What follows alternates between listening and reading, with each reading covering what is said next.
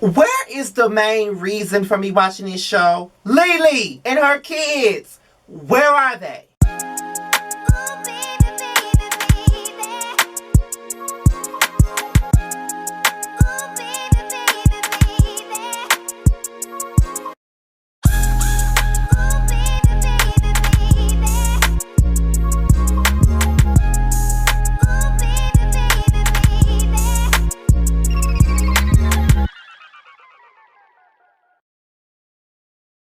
What's going on, y'all? This is your boy Scotty, and we're here for another review of Growing Up Hip Hop Atlanta Season 4, Episode 3. Once again, this shit is boring as fuck. I'm tired of reviewing it already. As y'all can see, it's already how many days behind? Friday, Saturday, Sunday. 3 days behind. So that goes to show you how much I really care about doing this. Because, child, bye. Like, this shit is whack.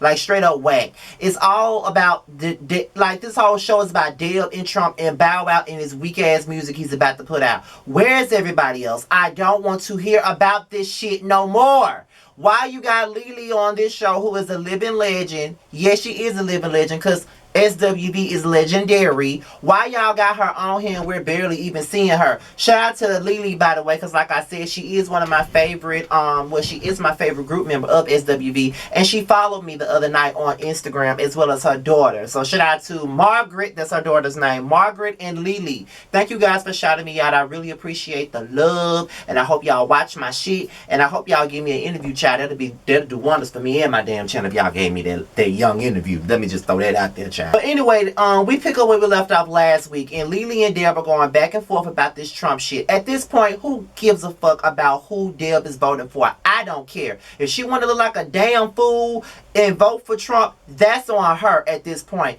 And what really kills me about Deb is the fact that she calls this lunch so they can talk about the politics and this Trump stuff, but she sit up here saying, well, I don't give a fuck what nobody got to say about it. I don't give a fuck what nobody... If you don't give a fuck about what nobody got to say about it, why you invite everybody here to have this discussion? You only invited everybody here to have this discussion because you know that everybody's on your ass about this shit. That is the reason why you wanted to have this discussion, but you sit up here talking about you don't really give a fuck. Girl, bye. You do care. That's why you inviting people. You talking about you ain't got to like it, but you got to respect it. I don't have to respect a damn thing. I don't have to like it, and I ain't got to respect it. And I don't respect a motherfucker voting for Trump. It is what it is. Like, but at the same time, if that's who you want to vote for, that's who you want to vote for. Because like I said, my father voted for Trump. I don't respect this shit at all, but that's his choice, and I don't love him any less. So did his mother. She voted for Trump too. I don't respect this shit either, but I don't love them any less. That is their preference. That's what they want to do. And you ain't got to apologize for it. It is what it is. So y'all, let Dale be crazy about herself and do that MAGA bullshit. Because I ain't with it. Okay, so Bow Wow and Pimpin is in the studio. And apparently Pimpin is some damn rapper, some OG rapper and producer in the game. Please refresh my memory on who the hell he is. Because I don't know who the hell Pimpin is. The first time I've ever seen or heard from Pimpin is on this fucking show. I don't know who the hell he is. And that ain't even no shade. That ain't no roast. That ain't no gag. That ain't even me trying to read. I really don't know who the hell this man is, child. But he shows Bow Wow a picture of Angela. Now, apparently Angela is with some new man or whatnot. And Bow Wow say that he don't give a damn because that ain't none of his bitch, so he don't care about it. I'm like, okay, if that's what you want us to believe, my dear, that's fine, Bow Wow. But anyway, he say that he don't care because Angela ain't his girlfriend, and that's that on that. You know, he said that Angela ready for marriage and ready for babies, and that's something that he ain't ready for. He wants to be able to do and fuck whoever he pleases. Bow Wow, grow the fuck up, okay? Grow up. Grow up, bruh. Grow up. Because you're in your mid-30s. Like, bruh, I'm going to be 32 in 2 more weeks. I'm pretty sure that you're like 34 or 35. Grow up, bruh. Grow up. Like, you should be ready to settle down at this point. Like, really. But whatever. Then Pimp started talking about his relationship with Diamond and stuff, and how they keep breaking up and making up, breaking up and making up. You either got to pick one. We're going to break up for good, or we're going to stay together. Ain't nobody got time for this toxic ass shit. That's the same shit I used to love when I was in my early 20s. I used to love that break up to make up shit. Oh, I done broke up with him today. I'll get back with him tomorrow. Like, that shit ain't cute. It's not. And then they started playing some of Bow Wow's songs or whatever, and I'm guessing the song that they played was about Angela. I don't remember what that dude's name was, but I'm guessing it's one of Bow Wow's friends. He was like, he feel like the song was hot, but as a man, you should keep your shit to yourself instead of running your mouth about it. Yes, that is very true. You making yourself look like a little bitch because you running your mouth and kissing and telling. That's what punks do. Not no real men. I'm just saying. So Tammy and Waka, they meet up for lunch, and I don't like Tammy. If you guys remember me from my Love and Hip Hop Atlanta reviews, y'all know I don't care for Tammy at all. But in the nutshell, Waka tells Tammy that Deb is a Trump supporter, and Tammy is pissed about it.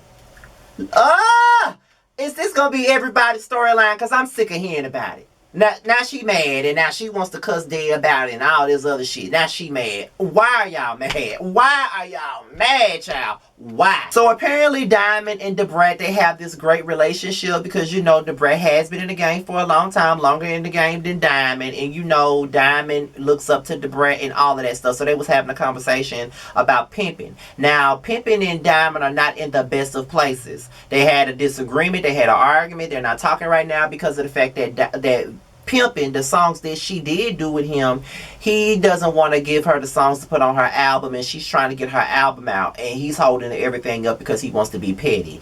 And Diamond said, well, I'm not the one to be played with. He gonna have to give me what I want, and that's just what it is. He gonna have to give me my music and call it a day because he being petty. And that is true, he is being petty. Now, she has every right to want to confront Pimping about that music that ain't nobody gonna listen to. That is her business. I totally understand, because if I put my hard work and sweat, blood and tears and everything else into this shit, and you don't want to give me my shit and put it on my album, you got another thing coming. Like, don't be trying to hold my shit up just because you want to be a petty ass bitch. Don't do that. So Johnny Blaze is in the studio, and when I tell y'all them songs that she was playing sounded so motherfucking good, girl, where is your girl? Where your music at, girl? Where is your music? That shit sounded so good. And not only did it sound good, Johnny Blaze looks good. Okay, she really does. So Deb comes in. She wanted to check on Johnny because of what she heard about the anxiety attack and all of this stuff.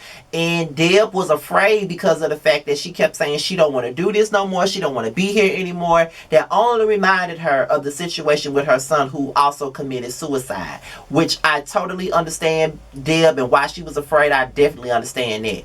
Johnny Blaze was basically saying that she knows that she's the reason why she hasn't been going nowhere. She knows that this is the reason, but she feels like she's a talented woman. She plays all these instruments and she can't never get nowhere. And sometimes when you work so hard for something or you love something so much, it can be a bit frustrating. Because I'm going to have an honest moment here. Let's have an honest moment, all right? Let's have one. So you guys know I've been doing YouTube now since October for 10 years. Straight up 10 years. I started in October of 2010, and I'm still here. For a long time, I used to feel like I'm entertaining. I'm funny. Like, I give the people what they want. I hear this shit all the time. Other YouTubers support me. They like my stuff. What is it about me that's not clicking with people? And then, you know, when I got really, really close with Jamar and Justin, Jay and Adrian Expressions, and I saw how Justin and Adrian soared and how they went on to have these big fan bases or whatnot, and I started there with them, it just used to make me feel like, what am I doing wrong? Like, what exactly am I doing wrong? Like, should I just give this shit up? Because I see what they're doing, and I started with them, and I just don't get why I'm not catching on. Like, why ain't nobody picking me up? Why ain't nobody running to support me? Why my fan base ain't big like theirs? Why don't my subscribers ride for me like they ride for them? You know what I mean? Like, I used to question myself to the point to where I started getting inconsistent with my shit. I didn't really value the channel at that point anymore. I did not want to put no money into it because I felt like, why put so much money into something that ain't nobody supporting, or why put so much money into something that ain't nobody trying to watch? Like, why do that? And I whined a whole lot about it, to the point to where people even unsubscribed from me because I whined too much about how I wasn't getting anywhere. And once I really, really sat there and thought about everything and thought about the mistakes that I made and the decisions that I made, it was my fault that I wasn't there. I didn't believe in myself enough. I wanted it, but I didn't believe in myself. I didn't think nobody really cared. I thought I was a boring ass personality. I didn't think that I had what Justin had. I didn't think I had what Adrian had. I didn't think I had what Rox had. I didn't think I had what Bundy had or Ashley. I didn't think, and these are people that I loved at the time. So I'm like, I don't know what it is about me, but I don't have what they have, and I can't get on camera and fake the funk and try to be like somebody that I'm not. Like, it used to fuck with me a lot, but when I really thought about it and I sat down and I went through all of that stuff, and I sat down with Jamar, and I tell this story all the time, and we had these conversations about our channels and how stagnant they were. We decided we was going to do this and do that. And once I really got out of that dark place and moved here, got this house, and started filming my videos and trying to take a different approach, that's when I started to grow. That's where the opportunities came. Like, I got so many different opportunities, like product placement. People want me to host things. LGBT series are reaching out to me just to review their show, or just doing special things. Like, I'm on different panels. I was on Layla Lynn's channel. This girl got over 300,000 subscribers, and I did not one but 2 videos with her. Like, I'm making my rounds. So when you really believe in yourself, and you get the negativity out of your spirit and out of your mind, that's when you see the results. And I think that's what's going to happen with Johnny Blaze. When she really starts to believe in herself and stop questioning herself because of what everybody else is doing, she'll get there, because it was their time. It wasn't your time yet, and it wasn't mine yet, but now it's my time, and now I'm doing it. And your time is coming, and you will do it. Keep working and keep persevering and keep on doing what you got to do, because your time is going to come. I'm a living witness. I'm not exactly where I want to be yet, but baby, it is growing, and it's growing, and it's growing.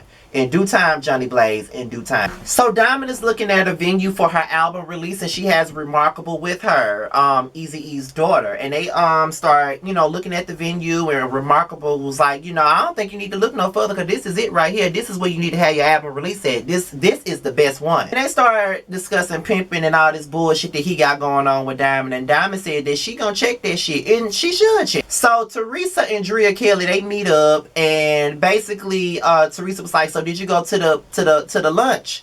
And Andrea said, yes, girl, I did. And basically, Deb is a full-on Trump supporter. And Teresa could not believe that. And Drea said she believes that something is wrong with Deb. She don't feel too good. She might need to have an intervention about this Trump thing.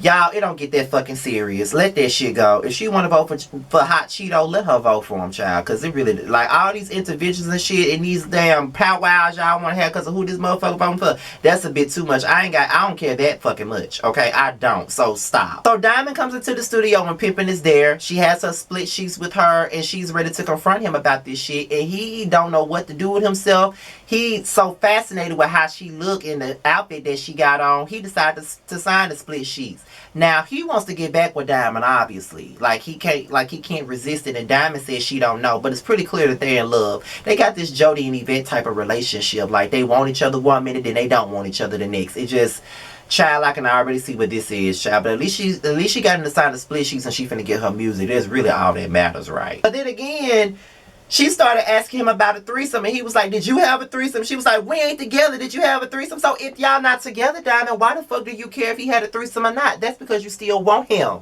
Stop. Then Tammy confronts Deb about this Trump stuff. I don't give a fuck.